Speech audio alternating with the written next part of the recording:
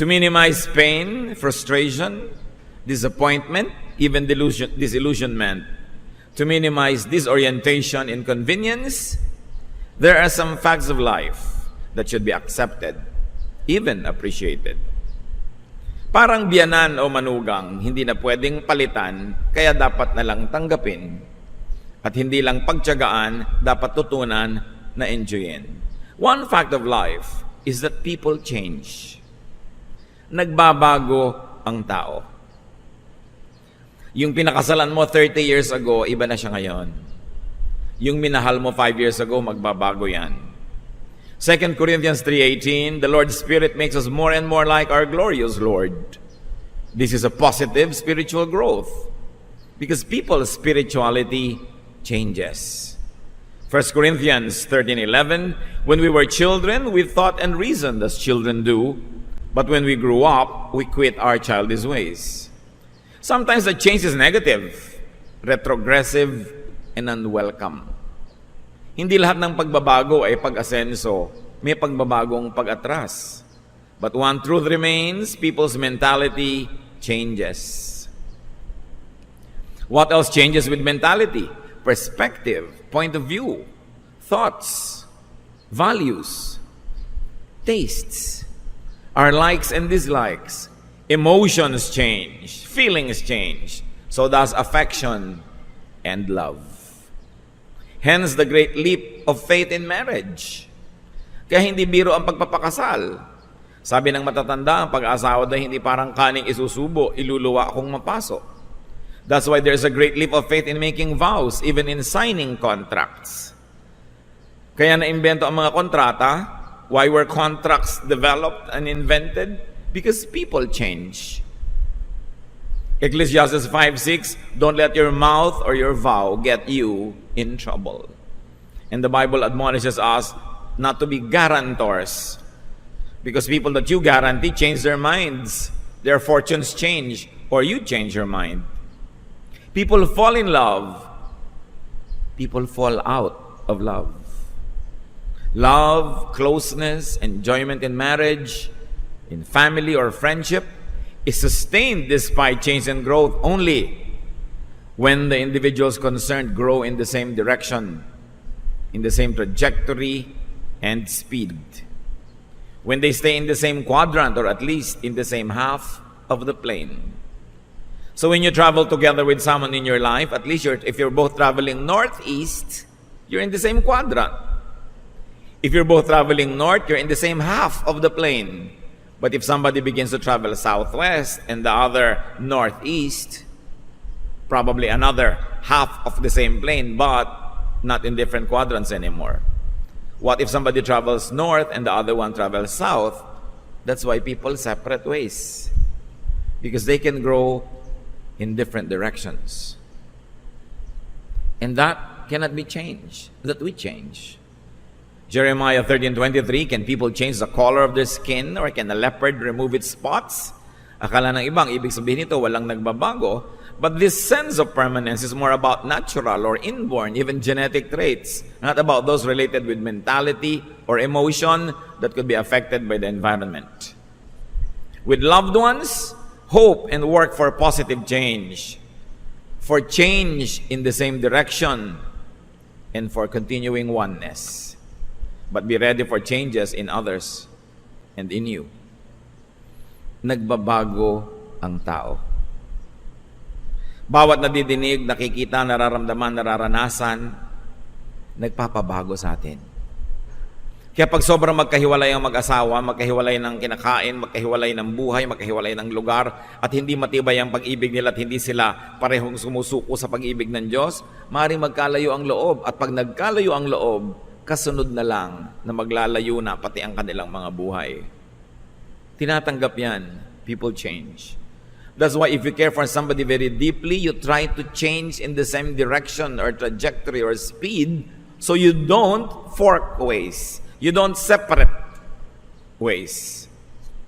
Pinagsisikapan yan. Another fact of life is partners can become unfaithful. I don't want to burst the bubbles of those who are newlyweds. Loving or not loving a partner can become unfaithful. Pag may pinapakasalan kayo, umaasa kayo magiging matapat yon at sumusumpa kayo magiging matapat, pero magbigay kayo kahit konting puwang sa puso nyo na maaaring madapa, magkamali ang isang tao at maging unfaithful. Most of serious counseling is about unfaithfulness between spouses. Malakay 2:15, don't ever be unfaithful to your wife. Why the abundance of such commands? Kasi nangyayari. What is important is for you to be faithful yourself, because you can control yourself by God's power, but leave some room for your partner's tendency to and capacity for unfaithfulness.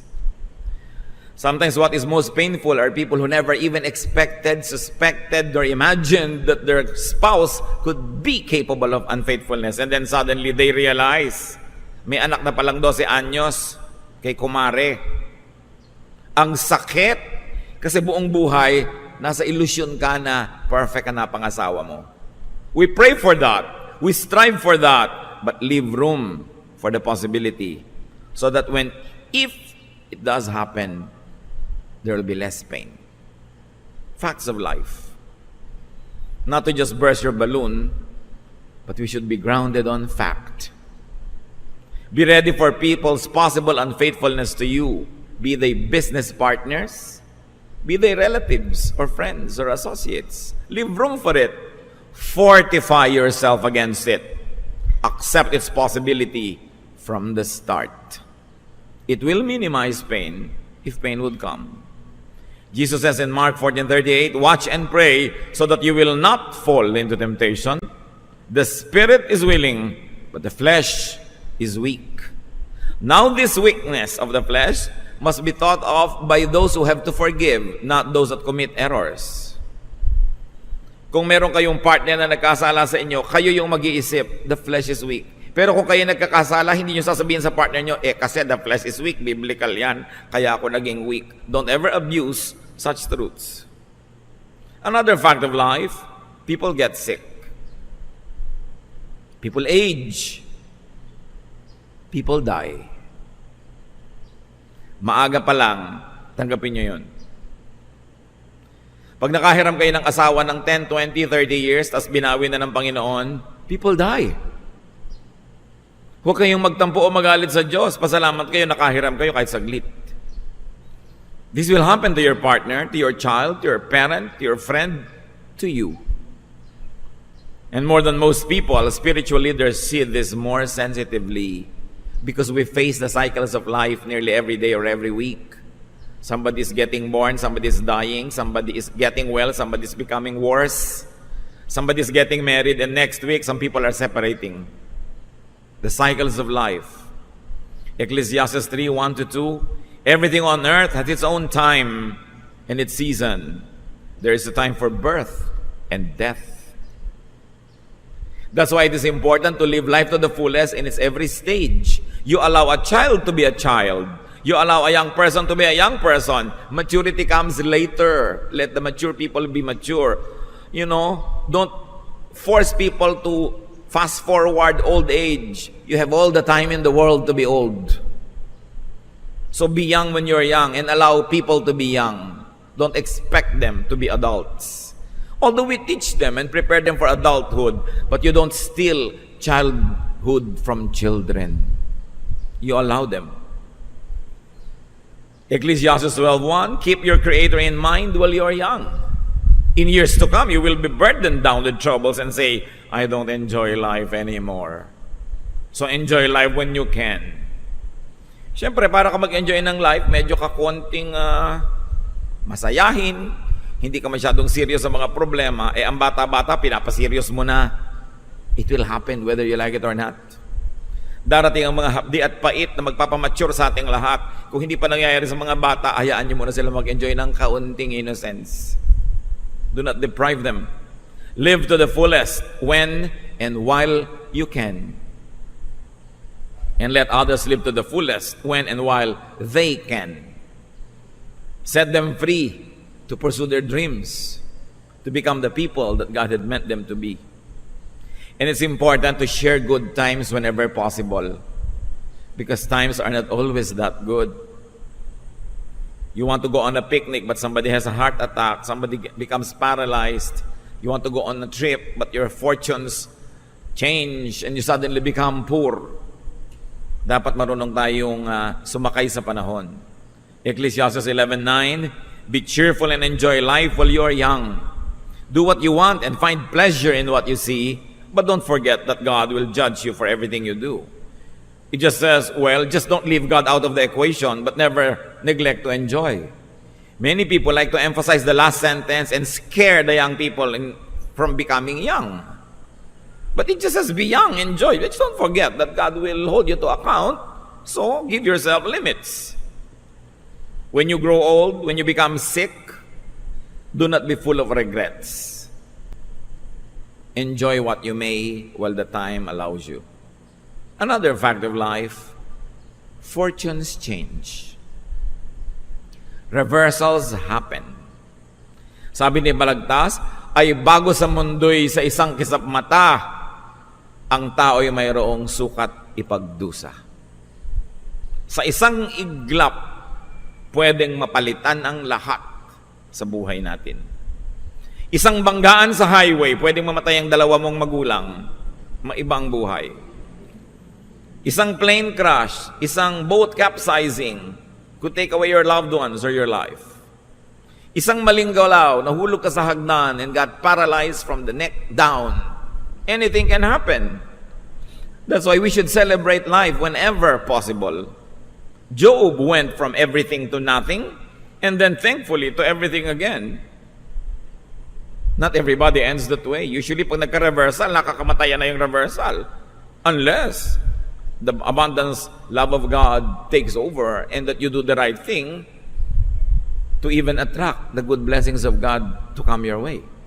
It can happen to anyone. So be ready for any sudden change.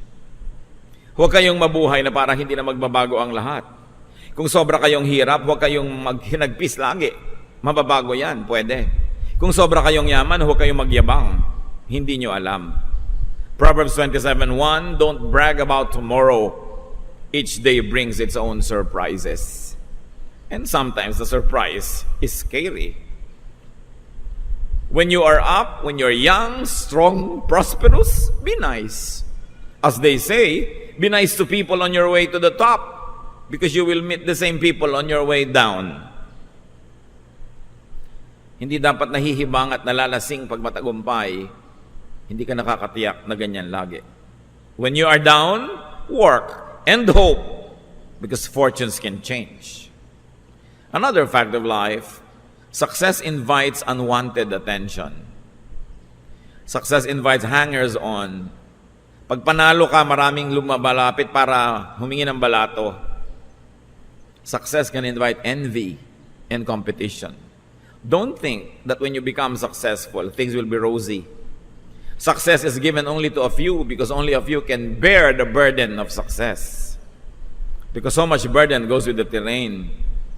May mga artista pa nagrereklamo, ang dami daw intriga. Gusto mong sumikat, natural, attract ka ng intriga. Ngayon, kung ayaw mong huwag kang mapansin, pumasok ka sa factory ng hopya. Sa factory nga ng hopya, may intriga din eh. Di ba? Ganun talaga yon. If you cannot bear the heat in the kitchen, get out. Ganun talaga. Proverbs 14:20, but you have lots of friends if you are rich. Siyempre yung friends na yon, open and close quotation. When you are famous or powerful, people pretend to be your friends. Success has many relatives. And when you're successful, jealousy will surround you. Kasama yun. Ecclesiastes 4:4, then I realized that we work and do wonderful things just because we are so jealous of others. This makes no more sense than chasing the wind. Most of the time, you want to excel not because you believe in excellence, but you only want to be ahead of the other person. You want to have the edge. So, you want to be successful, be ready for critics, for competitors and the wreckers. Most criticism comes from envy. So, kung nakikriticize ka, at least pasalamat ka napapansin. Kaya hindi ka mapansin dyan. Another fact of life, love hurts. Akala mo love pink, kumisan lang yun sa simula. Sabi nga sa isang pelikula, bakit pag nagiging totoo ang pag-ibig, sumasakit na? So alam mo daw, pag nagiging totoo, nakakaramdam ka na ng kirot, nakakaramdam ka na ng selos, marami ka na mga hinahanap na wala doon, nagiging totoo. Love is a rose, yes, but it has many thorns. Jeremiah 17:9, the heart is deceitful above all things and beyond cure. Who can understand it? Especially if it is the heart of the one you love. You can find so much of it and so much discontentment because a loving heart is never satisfied. At ang pag-ibig ay sakim at aayaw ng kakabiyak o wala na kahit ano o ibigay mo ng lahat. Sabi ni Jose Corazon de Jesus. And that is why parents feel happy and at the same time sad when their children fall in love. Because they know that love will have its rose and its thorns. So when you love, when you fall in love, expect to take the thorns as well as the roses. Another fact of life is that only one wins, and it's usually the opponent. Why? Statistics will tell you that the opponent has more chances of winning because there are many.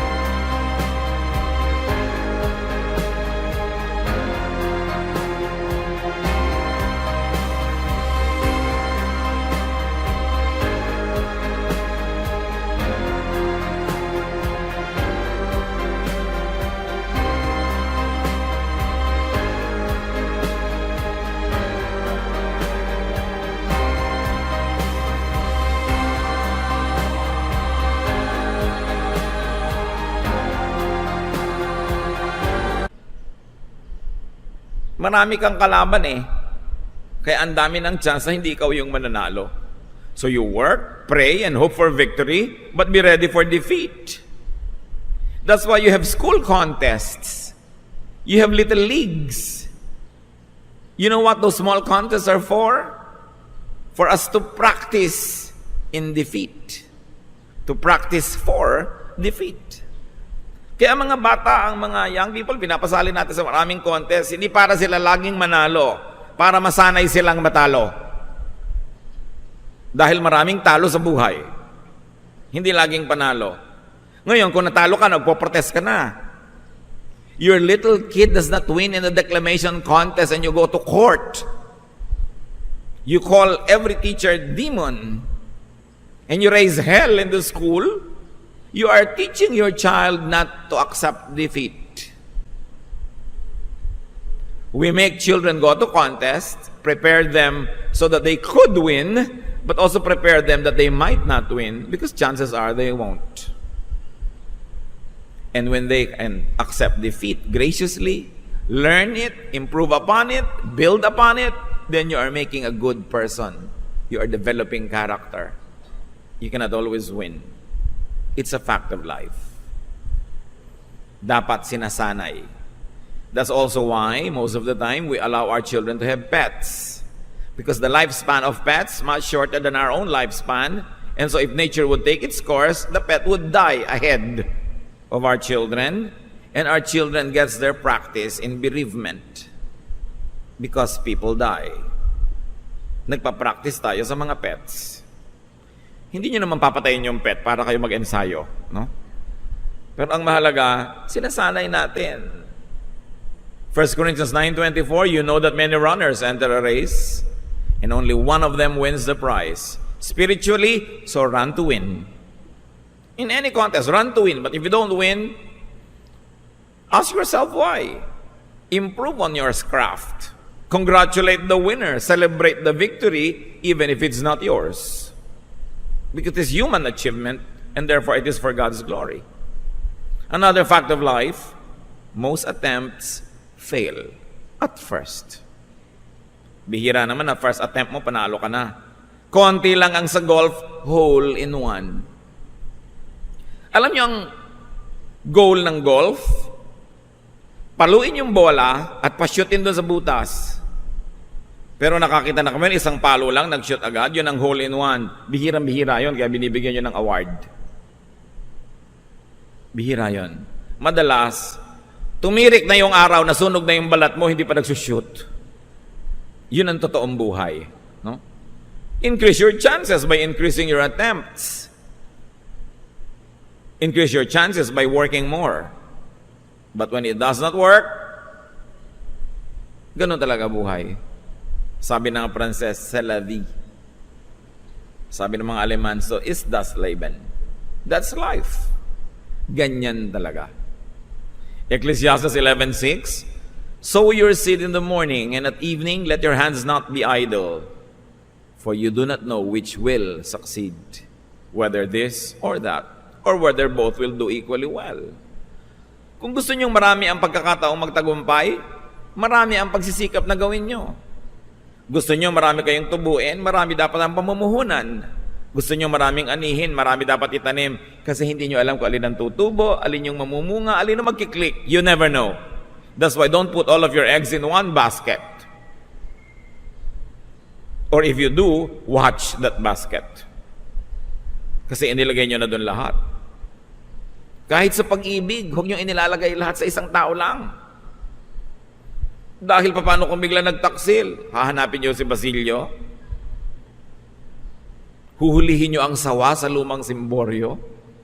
Anong gagawin nyo? Tatalong kayo sa Pasig, mahuhuli kayo dahil madadagdagan ng pollution. Kailangan handa ang loob. Ecclesiastes 10:10, if the axe is dull and its edge unsharpened, more strength is needed, but skill will bring success. So gusto mo ng mas maraming chances to succeed? Work harder. Work smarter. Do more. Pero for now, may mga katotohanang mainam tanggapin na lang para matahimik. Lalo't tapos na. Mga mag-asawa, kung nagkamali ang asawa ninyo, tapos na, ibaon nyo na, tapos na eh. Hindi na nababago ang nakaraan. Ang nababago na lang attitude. Para tayo sumaya, gumawa kayo ng paraan. Hope for the best, but be ready for the worst. At huwag makipagtunggali sa facts of life. Do not contend with facts of life. Accept them. You'll be happier. With God's grace and power, you will be able not only to survive, but also to be victorious. And adjust. Adjust to any situation you're in. God has given man great resilience. Hindi natin kayang sukatin ang lalim ng pwede nating sisirin, taas ng pwede nating liparin, lawak ng pwede nating puntahan. Huwag niyong lilimitahan ng Diyos. Ano man ang kalagayan nyo ngayon, baguhin nyo kung hindi nyo gusto. Kung hindi nyo mabago, tanggapin nyo and build upon it. Get on with life. Live life to the full. Sabi ng Panginoon sa John 10:10, I came that they may have life and have it to the full. And Philippians 4:13 says, I can do anything through Christ who gives me strength. So you can change what needs to be changed, and you can accept what cannot be changed. Accept these facts of life and live more happily. And when you're happier, you make more people happy, and you glorify God more. Dear God, thank you that we have you. Thank you that because of you, we can have peace. Because of your enablement, we can change the things that we should change. Through your wisdom, we can recognize what needs to be changed and what needs to be accepted. And by your power, O God, we can accept what we cannot change. Teach us to adjust. Teach us to complain less and less. And to celebrate life, to look for things that need to be celebrated and not focus on the things that are not there. Lord, as we continue to enjoy the life that you lend to us, allow us to glorify you with fruitfulness, with good deeds, and with happiness. not complaints. Teach us to strive to be happy. Father, we thank you in the name of your Son, Jesus. Let's continue in the spirit of prayer. Bow your heads before the Lord in silence and ask God for more personal guidance, enablement, correction, and healing to accept the facts of life. Lord, in silence, speak to each one of us according to our circumstance.